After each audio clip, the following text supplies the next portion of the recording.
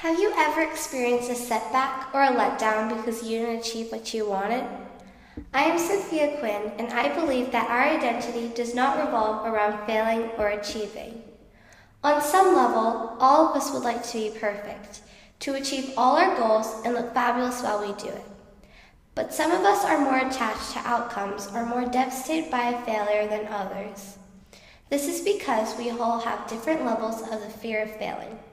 And I will admit, failing or not doing as well as I aim to is my biggest fear. There are, of course, many useful, beneficial things about being a perfectionist and a hard worker. Our determination to achieve is persistent. We tend to be successful, but the cost is high, and in the process we can cause ourselves a lot of suffering. Perfectionism imposes a tough mindset on us, one that accepts no boundaries on our efforts and will keep demanding more and more. Let's face it, we can't all work hard in every single thing we do. It will exhaust us, and inevitably, some of the effort will be wasted, and we will be unsatisfied with the end product. For me, the most helpful antidote to my perfectionist attitude is to keep in mind that I should only strive to be my best, not the best. But I've had a rough time learning this for the past 3 years. Since the beginning of middle school, somehow I became more focused on being the best. This idea came from people around me. They of course didn't directly say that I should be the best, but I felt a pressure to impress them, my parents, friends, and family.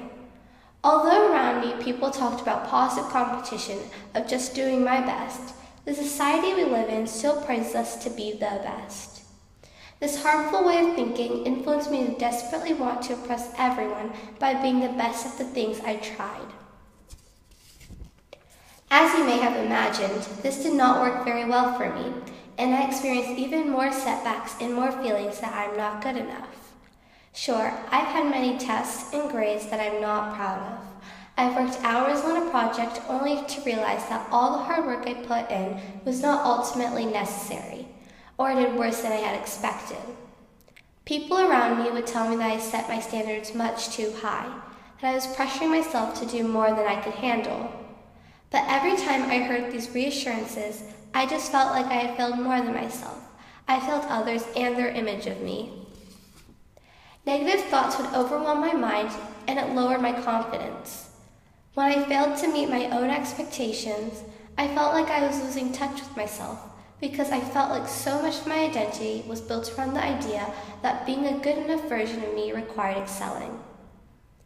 This year, on an 8th grade retreat to St. Dorothy's Rest, I learned about many of my classmates and how they hate to be labeled by others. I learned that grades, sports, and other one-dimensional traits should not have the power to define a person. Each of my classmates are so much more than a single label. They have many gifts and strengths, but most of all, they have wonderful personality traits that we lose sight of if we rely on labels. In my class, the best athletes are also talented artists. The quickest mathematicians are also fabulous writers, and kids with learning differences are some of the most creative, deep thinkers. Thanks to their openness, I felt free to share that I also suffered under labels and the expectations I put on myself because of it. From that retreat, I learned that everybody has more to them than I might know. Layers upon fascinating layers of interests, abilities, and passions. This helped me to see myself with fresh eyes, like maybe there's more to me than just achievement in school and sports. My curiosity, my friendships, my sense of humor. All of these things are also vital parts of who I am. Swimming is my favorite sport, and it has played a major role in discovering that achievements do not define an identity. I have never been the fastest swimmer on the team, or my group, much less at a meet. Great swimmers are supposed to have medals after medals and records that no one else can break, or at least that's what I always thought. Then I started swimming at Otter Swim Club. Since then, I've been progressively improving. I would get personal bests at every meet, and it made me set a higher expectation for myself. Then, one day, I had a terrible meet and swam slower in all my events. I was so disappointed in myself and I felt like a complete failure. But my mom said that it was all right to be a little disappointed in the results, but not in myself. It was a job well done as long as I had tried my best. I didn't have to be anyone or even myself to prove that I had worked hard. When I thought about it, it made me realize how much I just loved to be in the water and to push myself hard for the fun of it. I loved to swim not because I enjoyed beating others, but because I truly liked swimming. Finally, I started to understand what it means to be my best, not be the best. It is not achieving or failing to meet my expectations that shapes my identity. It's what I believe in, value, and how I treat others. Every one of us is not that one thing on our label. We are each complex and whole people with so many gifts that we can't help but be unique. I still value striving to do my best, and I believe in working hard to succeed. But I now know we all have setbacks and letdowns. What matters is how we learn from those unhappy moments, except that it's impossible to be perfect and try to live in the moment, embracing what we love and the joy of working hard at it. In the scripture that Catherine read for us, Martha is the hard worker and perfectionist. She goes the extra mile, making sure everything is perfect for Jesus when he visits. She was so caught up in all her efforts that she did not live in the moment with Jesus where she should have been. Martha's hard work and fear of failing, especially towards Jesus, does not pay off for her. Although Martha may have taken care of some housework, she did not learn from the wisdom of Jesus as she worked, while her sister, Mary, absorbed Jesus' words.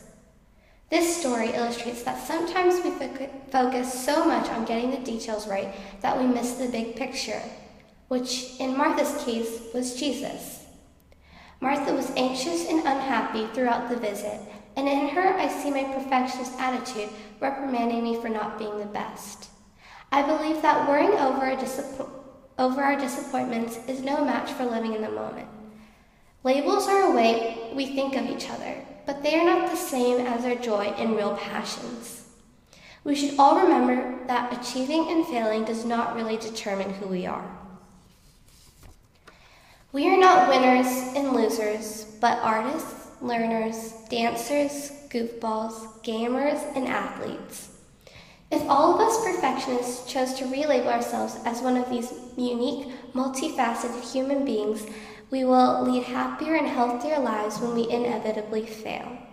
And if you are still carrying around a label of failure, I hope you will remember you are amazing, you're intelligent and kind and good at so many things. No one else is just like you, and you are absolutely perfect just the way you are. Thank you.